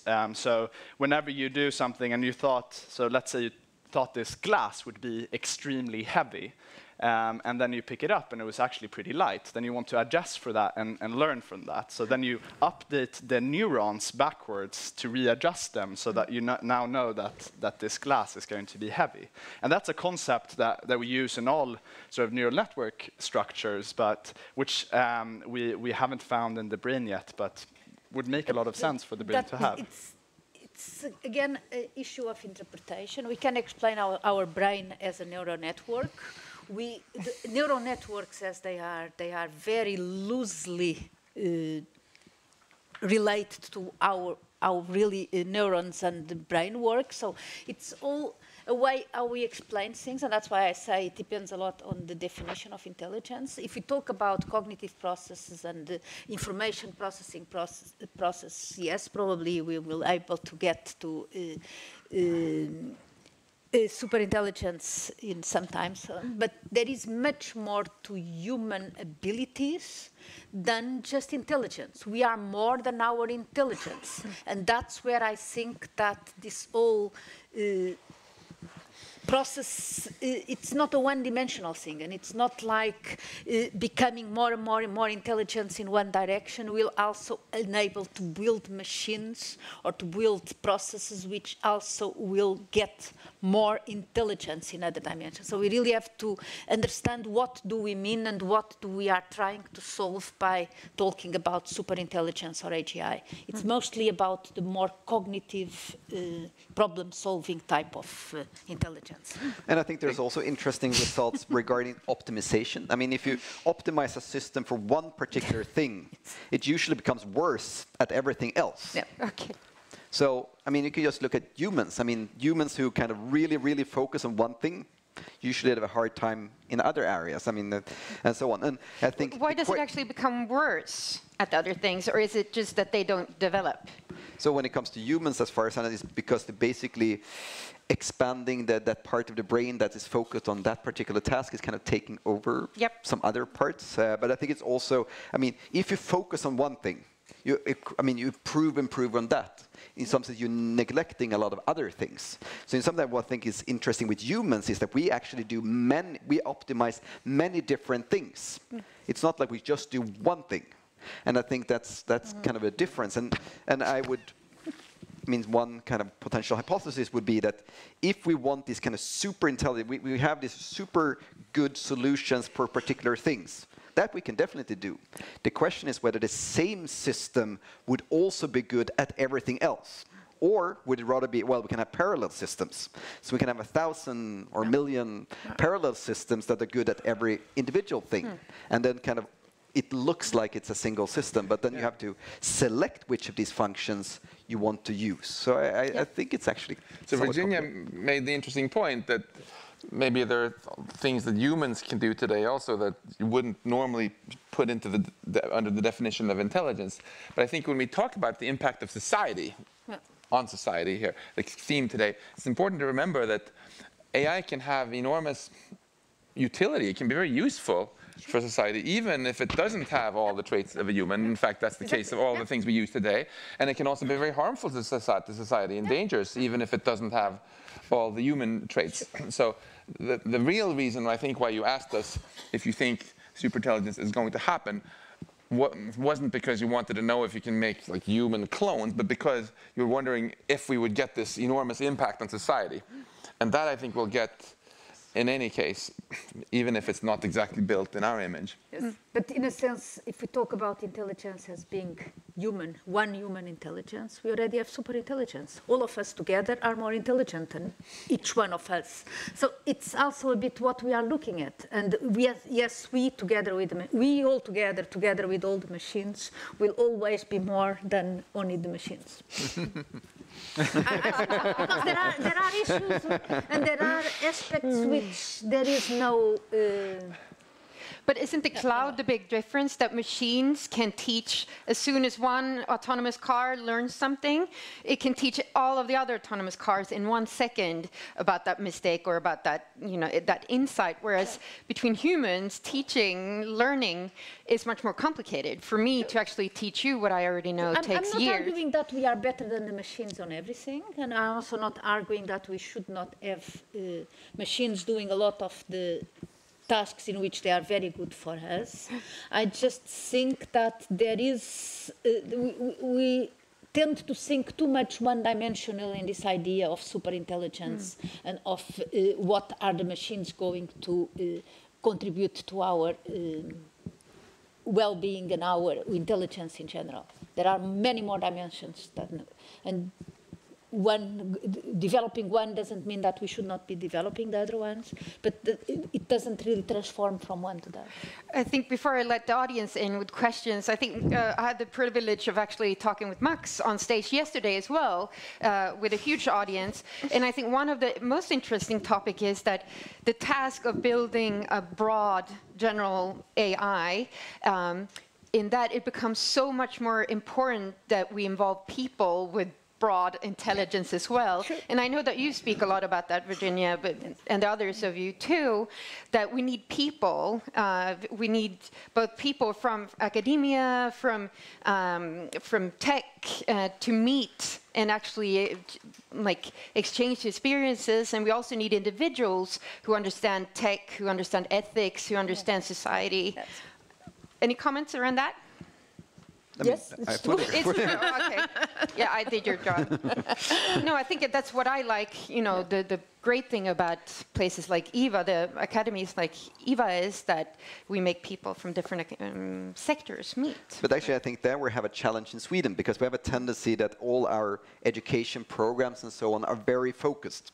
So if you're studying to be a medical doctor, you only study medicine. If you're becoming an engineer, you only study engineering. If you want to be a teacher, you only study how to educate people. I mean, we need people that understand about these different things. And really, so actually, in kind of an argument for my optimization thing, we optimize by separate specializing. Yeah. But anyway, I mean, I really need is people that have deep domain knowledge in, for example, medicine or teaching or economy and so on, that can combine that with sufficient technical knowledge to leverage tools and other things to be better at what they're doing than they would be without. But in a sense, I think that not only in Sweden, but all over the world, the education system is completely obsolete. It has been developed, I don't know, 300 years ago with disciplines which were relevant 200 years ago or 300 or I don't know how many years ago. We really have to change the way our education systems is. I'm working on that, so yes, very good. These silos of you have humanities and you have technical and you have, it doesn't make no sense. But anymore. actually, If we want to solve problems, we really need to first and mostly foremost change our education. Yeah, I think it's starting to move towards more interdisciplinary work, especially in Finland. So they've started sort of this artificial structure of subjects. They've started splitting that up, and so now you would have a project that would require you to apply some math, to apply some economics. So, for example, one example of that is what they do around the model European Parliament. So there you have to develop a motion, and in order to develop an effective motion, you have to understand the science behind that motion, you have to understand the economics behind that, and you have to build some models to capture how this would actually work in production. And I'm a huge supporter of that kind of more interdisciplinary work, which much more resembles how it looks like in real life as well. Questions? Yeah.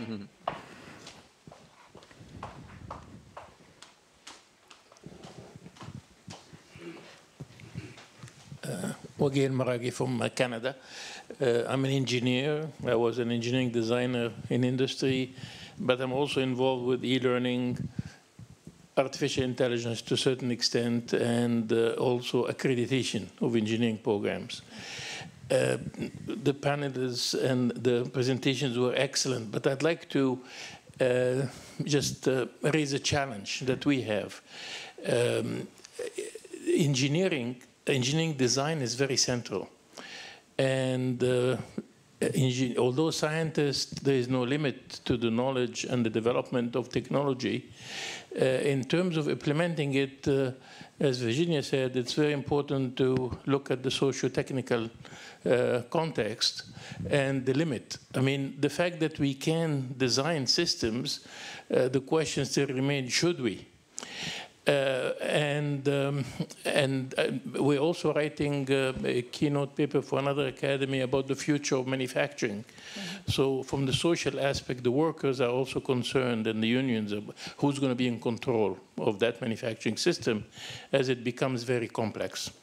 But to go back to my central point, from my experience, beside analysis and using algorithms and computational aspects of problem solving, engineering design is creative and inventive, and trials over the years for using computers to come up with really, not in the detailed design phase, but in the conceptual design phase, novel systems have not, by and large, they have not been successful. So engineering design, we still need the human to do that, even if there are tools that have been developed to help with that, including design theory and methodology. When it comes to what Joel presented also, in your last slide, it's good you didn't have engineering in there, because in accreditation, we also focus on the hands-on experience, the laboratory experience. We don't know how to replace that yet. And teamwork. And of course, practicing engineering designs in teams. So I know that I have several questions within that question, because I didn't know if I could come back and hold the microphone again. Yeah, I'm happy to just. And I think this point is really true. And what we're really hoping is that those are not the aspects that we are focusing on. So if you look at sort of the Bloom's taxonomy of different steps of learning, it's the first conceptual understanding, remembering, understanding, and analyzing those core steps that we think that a personalized online system can do much more effectively. And hopefully that will free you up to focus more on the areas like the creativity and so on in the classrooms. So, and this has actually been proven. So in one of the studies that Bill and Melinda Gates did, they found that when when digital systems were taking care of the core conceptual understanding, that also enhanced the other aspects, like the creative thinking and so on. Because first you need a conceptual understanding, and that's what we can do with these systems, but then you can focus even more on the application of that. So I really don't see us playing a role in that area, but potentially enhancing it by doing the conceptual understanding even better. Yeah, great.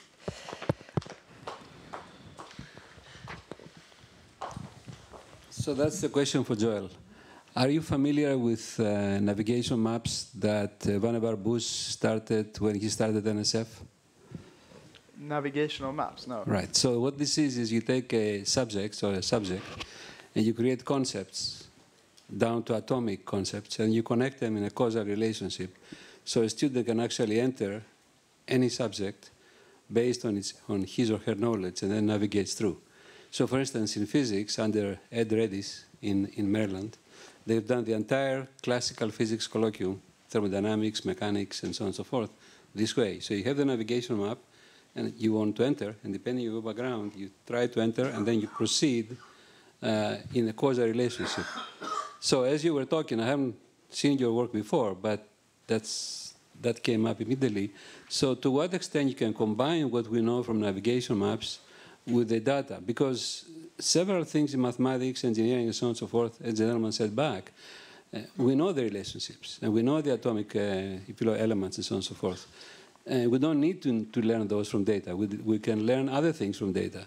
So can the two be combined in a way that we have an electronic system where we can give it to students, and they can actually, and to instructors, these experiments in physics have happened, and then they can enter either the teaching or the learning in their own sort of path, if you like.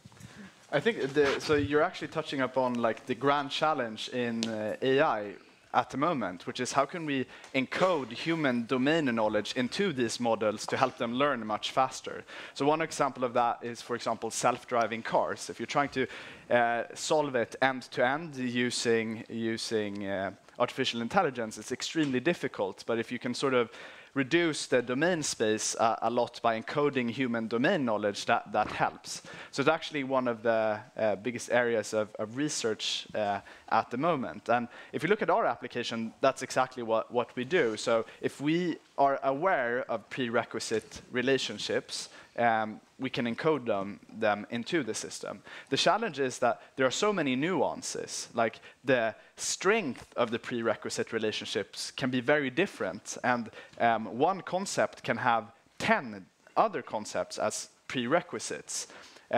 So we can help sort of jumpstart the system, but then we can learn the nuances using the data and the natural language of the content.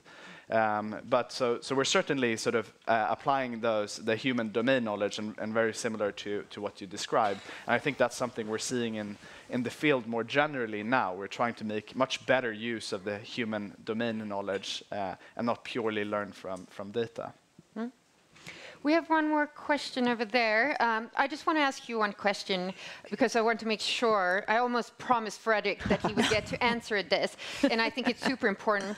The question about bias, about not replicating our prejudices and bias in the AI systems that we build. And I know it's also an important part of the EU guidelines that you two have been working on.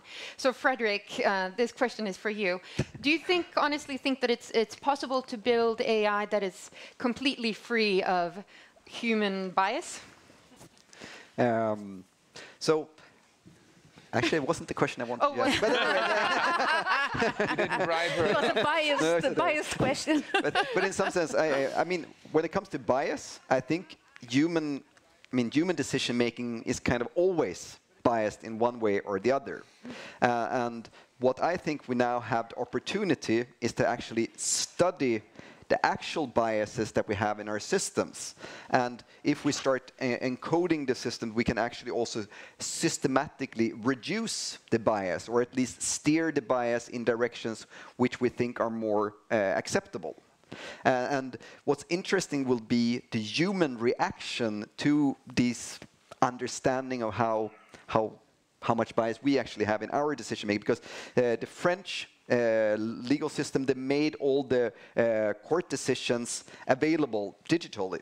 And people started to do research on how the judges were handling different cases, and basically came to the conclusion, we're looking at asylum cases, that some judges said no to everything, some judges basically said yes to most things, and so on. So it was very clear that the judges were biased. What do you think the French government's reaction was? They banned it. They banned any research on individual judges' decisions. So in some sense, I think we have a chance to start doing something against this and actually improving the human decision-making by being able to study it more systematically. Good. Super. No, you were. Okay. A super quick question. Yes, a very broad one. We as but quick. We as humans, in addition to being intelligent, we are conscious, self-conscious. The intelligent systems we have today are not conscious in any way. What do you think about artificial general intelligence? Is consciousness necessary for that? I would argue that computers are perfectly conscious in the sense that they have complete access to their own code. I mean, if you take this Lisp programming language that McCarthy invented in the 50s, it was all that data and program are the same thing. You can actually start introspecting your own program and change it online. So in that respect, computers are perfect introspection. But of course, they're not conscious in the sense that we put on the term. Yeah. Yeah. So it's fun to end the day with a super easy question. First, you heard from Fredrik one central thing here, which is different people, very smart people, define consciousness to mean completely different things. So Fredrik defined consciousness as an awareness of what was going on. So in that sense, an operating system is conscious. I would consider that an aspect of intelligence, and I think of consciousness instead. To me, the interesting thing, to me, consciousness is not the same as intelligence. To me, consciousness is subjective experience. You know, if I'm driving a car, I experience colors and sounds and vibrations and emotions. And to me, it's a very interesting question whether a self-driving car experiences anything at all, or whether it feels like something to be a self-driving car, or whether it's just like a zombie going through the motions without experiencing anything. And I think what we've learned from science so far is we have no clue which kind of information processing is conscious or not. I personally think that consciousness itself is a kind of information processing, just as intelligence, but not the same. And I think we've been a little bit lazy, honestly, as scientists, and not studied this as a science question. I think we should really aim to figure out what information processing is conscious and what isn't, find formulas, equations for it. It would be great in hospitals if for emergency room doctors to know whether this unresponsive patient is actually having locked-in syndrome and experiencing things but unable to move, or whether they're just in a coma. And in the future, this would enable us to actually answer such questions as was asked here. Are machines today actually experiencing anything or not? You suggested we know that they don't. How do we know that? It's like when people decided that it's okay to boil lobsters before we eat them because we know they don't feel pain. I guess someone did an experiment. They put the lobster in and said, "Does this hurt?" Lobster didn't say anything. Well, now there was some recent research suggesting lobsters do feel pain, and they banned lobster boiling in Switzerland, right? So if we start making ever large, I think this is crucial because the whole foundation of morality has to do with experience, consciousness, right? So if we have no clue whether animals are suffering or not, or whether future machines are suffering or not, we might be doing terrible things. We should not be lazy. We should answer these questions. And maybe in the future, we'll find out that we can build machines in both ways. Like maybe you want to have a home helper robot that you can, maybe the one that works in some coal mine 24/7, you can have it in zombie mode so you don't feel guilty about that and turning it off and stuff. But maybe if you have a companion robot for some elderly person, maybe they want it to have real consciousness. They don't feel creeped out and feel it's just sort of faking its emotions. Yeah. But in a sense, I think it's very important to understand consciousness, and indeed I fully agree that it's something which we in science don't understand and don't take enough care about. But from the perspective of what building machines which are really beneficial for us, and maybe in future we will need them to be conscious. But it's and I using or paraphrasing a sentence thing from Edgar Dijkstra, one of the computer scientists of beginning in the Netherlands, thinking whether or not machines are conscious is equivalent to want to discuss or not whether submarines can swim. So it's not so much the point of the consciousness, is more about how much does consciousness really is beneficial or useful for what? Why do we want to have machines to be conscious? Yeah, can I push back on the submarine really swimming short. thing? Sure. There again, you're doing the same thing as Fredrik, and just equating consciousness with behavior in some way. And you know, you can be conscious when you're not behaving at all, when you're sleeping. You can have dreams, right? You feel experience. Sometimes you even have a nightmare and your body doesn't move. That's a different thing, you know, from behavior. And I would argue there are a lot of people, I think most scientists consider consciousness just bullshit and don't want to talk about it and think it's silly. But they can never answer this question. If consciousness is bullshit, what's wrong with torture? You know, it's just a bunch of electrons and quarks moving around in this way rather than that way. Why is that bad? The only reason we think torture is bad is because there's an experience there, a negative experience. And if we refuse to acknowledge that experiences are real and exist, then we should stop talking about morality altogether. And I think that would be sad. Unfortunately, we had to quit here. We could go on for 30 or 60 more minutes. Yeah. This is super interesting. Thank you so much for joining us on stage. Thank you. Thank you. I don't know, does that make any sense, that the experience itself?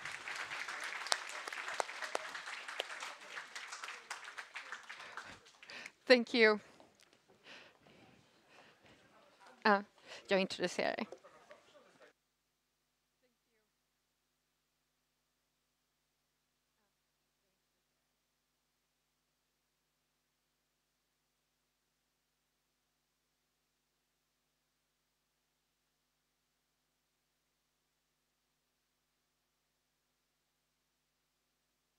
Ja.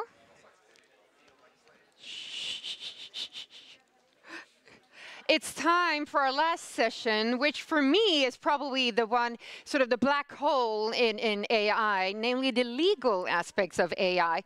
This is actually super complicated, and a lot of people think that we need a completely new legal system to deal with the AI, and that's not true, which you will notice now in the panel that's following.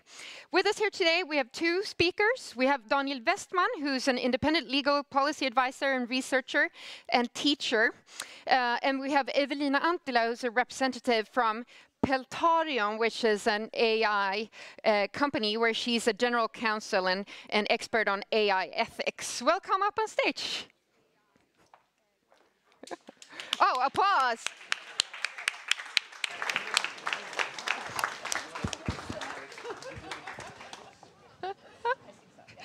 Max and Virginia are still in consciousness. Do you want to continue that discussion? No, let's not. So this is going to be about sort of the responsibilities and consequences of AI and the legal aspects. I'm going to let you ask questions as well, of course, but let's start with a couple of questions, because I think, as I said, a lot of people think that, you know, AI and whatever is coming, superintelligence, is so complex that we will need a completely new sort of legal system to cover all these things. A quick question, is that true or not? Okay, I start.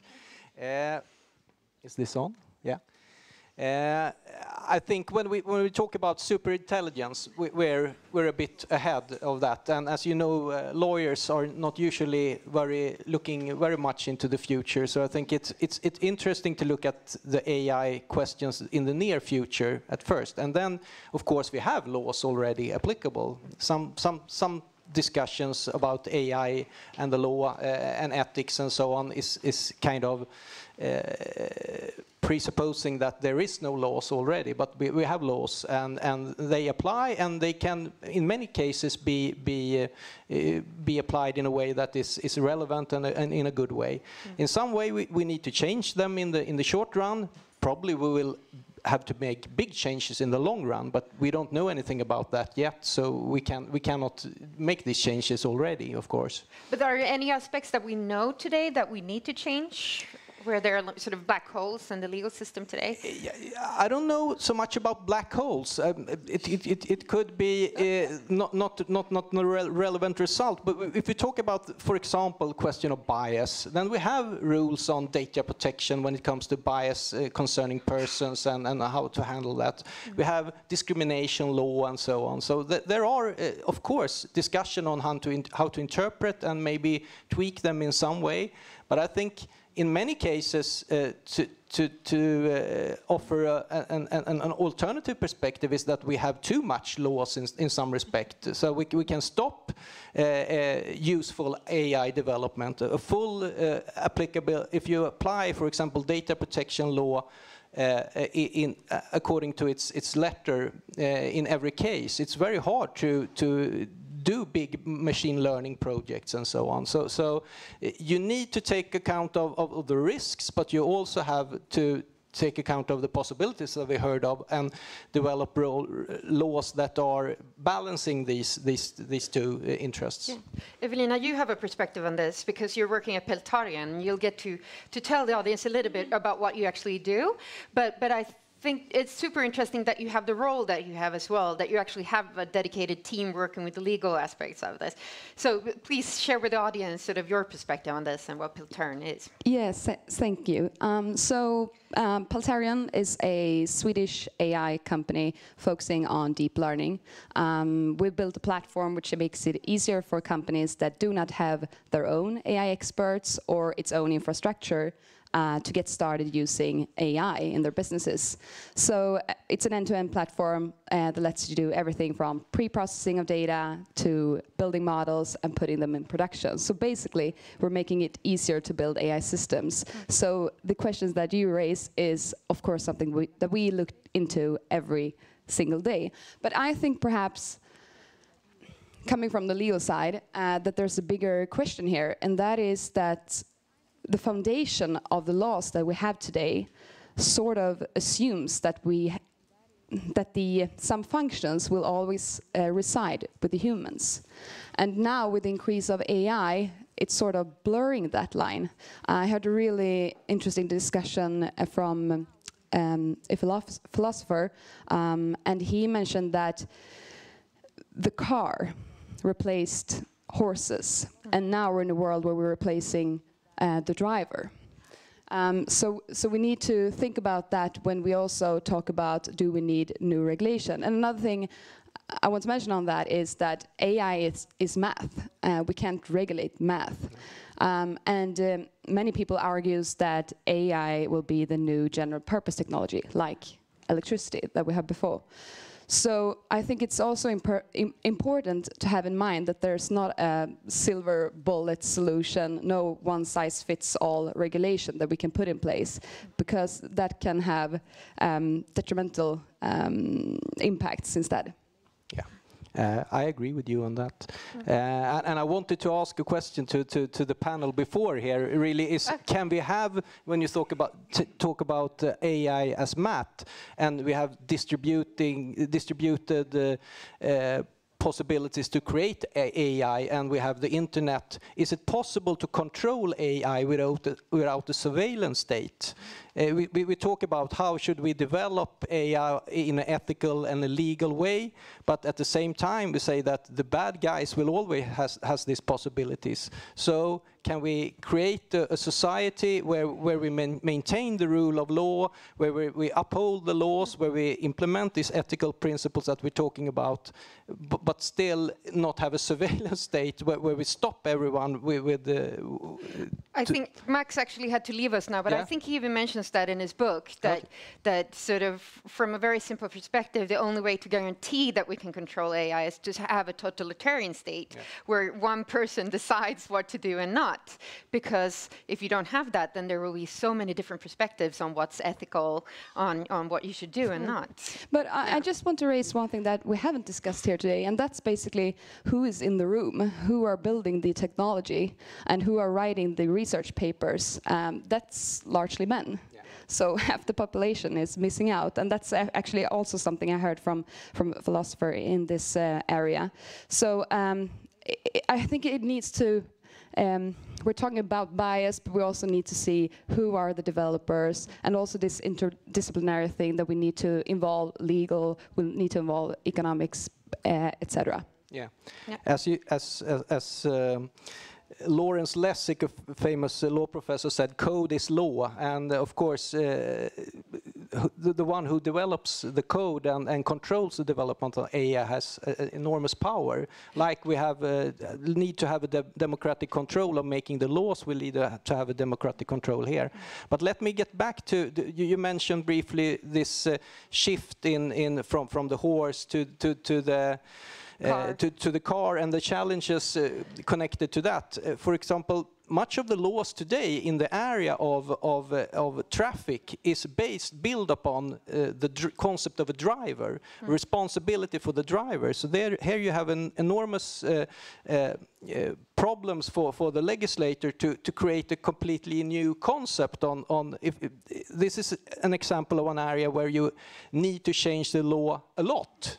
Other areas they probably can work out with small tweaks and so on. But here you have built up so much that the driver is responsible. But now, as we have talked about today, it's not possible to put all the responsibility on the driver. You maybe must find other subjects. Programming the car. Yeah, or provide the data. And as mentioned before, it's not only one person providing an algorithm. It is developed and it's based on data sets and so on. Yeah, and I think it's also important to have a discussion between governments, regulators, policymakers, and tech companies that are actually building and do you see that happening solutions. More? I think it's happening, but I think it needs to happen to a larger extent. Yeah. Because I think it goes both ways. I think governments and regulators need more insight. What's going on? What are they building? What are we not building? Because it's not a sci-fi movie. And also, I think it's super important for the regulators to have an informed view on what AI is. I think that's actually problematic today that they don't have that. Great. Do we have any questions in the audience? Yes, we do. Okay. Hi, I'm John Barras from the University of Maryland. So I have a lot of skepticism about this discussion for the following reasons. My father was a great lawyer, and he always used to tell me that law is interpreted. It's not absolute. So you can't replace law with rules from a logical system, okay? Because if you have been in the court system, you know that it depends on a lot of interpretation and the arguments between the lawyers. Okay, point number one. And second, when we talk about the separation between the responsibility for the driver and equipment, I want to give you a much simpler example that created a lot of trouble both in Europe and the United States. We were trying to convince doctors that we could compress information from data, like images, in such a way so that they will be diagnosably the same. Meaning, whether I have a compressed image or an uncompressed image, you go to 400 doctors, the result will be the same, okay? When the insurance companies heard the term lossy compression, which is a technical term, it means you compress, but in an absolute sense, you lose information which is immaterial. They said, no way we're going to pay for any medical treatment that uses images that they are loosely compressed. And we lost the battle, both in the US and in Europe. Why? Because they could not understand the technical issues involved, despite the fact that we gave them evidence that what we were doing was diagnosably the same. In a much simpler problem, think about this. And now we're talking about going to things that we have not even defined, because anytime I go to a meeting and I ask people to tell me what is AI, they have no answer. Okay, and I can ask to you also, okay? Nobody can answer what is AI. So we have to be very careful when we try to make these jumps to laws and ethics and so on and so forth. Definitely we have to educate the politicians and the regulators. But think about the simple example I gave you. Yeah, I'm not sure I follow the example, but I just want to mention the problem with interpretations. So we have GDPR, which is, I think it's a good thing that we have that, but it also causes a lot of problems because much of the regulation is vague. So, and the interpretations is really hard. It's hard for tech companies, and it's also hard for countries to even take a stand on it. Yeah, and I agree, and I pick up on your first comment. What I make out of that is when we talk about can we use AI to decide cases, can we replace the judge with that AI? And of course that's a very controversial and problematic question, but we touched about that earlier. Human judges isn't perfect either. So of course it's basically a question of trust. Who do we want to be sentenced by a machine or by a human? And that's an ongoing discussion, I think, in the future. I wouldn't rule that out in the future, that we have computer judges for some types of cases and so on. So, but it's a very important discussion, and discuss the problems, the pitfalls with that, and the advantages, of course. And it's also related to the black box issue that a machine judge would have to be able to explain, understandably, why that sentence was sort of, why it made a certain, and human computer judges isn't probably machine learning judges, because they must have the law programmed into it in another way, and based on experience in different cases, because the rule of law, it must be based on the laws. We have to move on to, I noticed that you were to comment. Just a quick comment. Yeah. Really so, I mean, because now we're touching upon ethics again, and I think that's the discussion we have all the time in Europe, and that's great. But I think we also tend to not think about the societal and economic issues that we follow if we don't take action. So we look at China and the US, for example, that see AI as a growth engine for the future. And if we focus too much on the ethical and technical issues, we will not be part of setting the agenda for what is ethical AI. Because today it's ironically US tech companies that have to deal with that. Yep. Great comment. Any more questions? We have one there. Yep.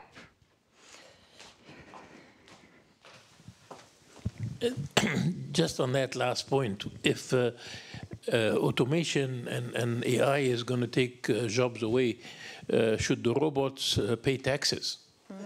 That's a really common question, yeah. What's your answer on that? And also in terms of the responsibility and, you know, even traffic regulations, we talked about that, should the robots also be allowed to form unions, like workers? It's kind of mind-blowing questions. It's not easy to answer today, but I'm a bit skeptical on giving AI a legal personhood and put responsibility on machines. But that is not to neglect how hard it is to put the responsibility on someone else. Which human should be responsible? Because that's very complicated. And in many cases we have a shared responsibility, and we need probably to have agreements, we need to have insurance solutions and so on to take care of many things. So it's a very complicated issue, but I think it's an easy question to say that the machine is the new subject in law, but I don't think that's the solution.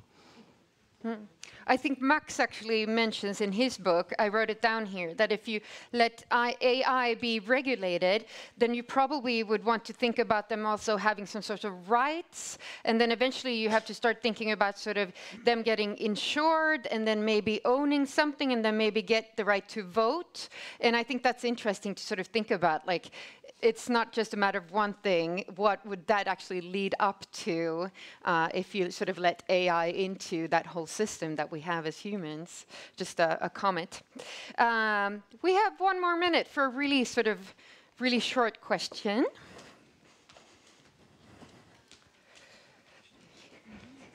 Very much. My name is Hideaki Koizumi from Japan. I'm very much impressed by this discussion. I would like to say one thing. In Japan, Osamu Tezuka just made the animation of Rocket Boy. Maybe many of you know the Rocket Boy. No? Yeah, that's a very famous, well-known animation. So the Osamu Tezuka just what should I say, made the very old animation and about the robot and also AI. Very, very long time ago, maybe the first in the world. His intention was he would like to make a robot and AI that which has the emotional tier. So his intention to make such kind of animation was just the warm-heartedness. Warm-heartedness should be the most important in humans. So the ideal robot and the AI should have the warm-heartedness, compassion. That's the Eastern way of thinking. I think that's worth an applause. Yeah. So warm-heartedness. We actually have to finish that there, and I think, do you want to add a short comment before we call it quits? No. I think that's a beautiful ending to this discussion. It's all about the human aspects and compassion and warm-heartedness, whatever that is when it comes to code and math. Thank you so much, Daniel and Evelina, for joining us on stage.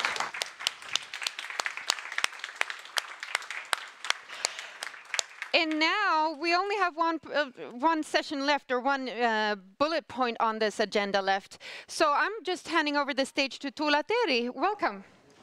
Thank you very much. I would like to start by thanking all the excellent speakers that we have heard today. And I think instead of only answering the questions, that were presented, you have also broadened our views on what AI actually can mean and kind of clarify this concept in our minds. So at least personally I can say that I'm not anywhere near as concerned about this as I was when I came to this room.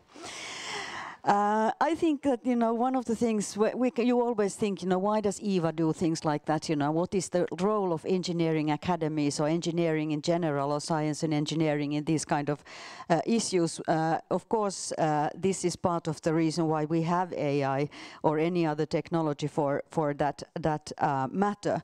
But you can think about, that if you look at the audience today, so one of the things that the engineering academies do, like our chair was saying, that we create platforms for people to meet and exchange ideas, and we have many of our international fellows here today, which I'm very happy about it. So we have very deep experience and expertise in technology, and we also have what was actually briefly mentioned here. We can actually make it work as well. So through engineering we can realize some of these dreams and aspirations that people have. So that's the strength of engineering. We are a platform, we are based on a scientific approach, and we have a tradition in systems and change. I think that's something that engineers can pride themselves with. So we have been celebrating EVA 100 years for the whole year pretty much. And it hasn't been only champagne and canopies, but it has actually been very, very many seminars on different aspects of engineering, different very important questions, you know, which are not yet on the political agenda. So one of our aspirations as an engineering academy is to try to provide the facts and the information that our decision makers need for making these decisions that are actually going to determine a lot of our future. So if you look into the content of today, I think that, you know, we have been celebrating science and technology. We have been celebrating facts and truth as we know it, because we also haven't found out that we don't know everything yet. But this is the essence, I think, for this kind of discussions and sharing that we have been doing today. So I would like to thank all participants here as well for the very interesting discussion. Thank you for being here celebrating EVA 100 years. And I would like to close by thanking our experts at EVA, Linda Olsson, Elin Elliott and Anna Lindberg, who put together this wonderful program. Thank you so much.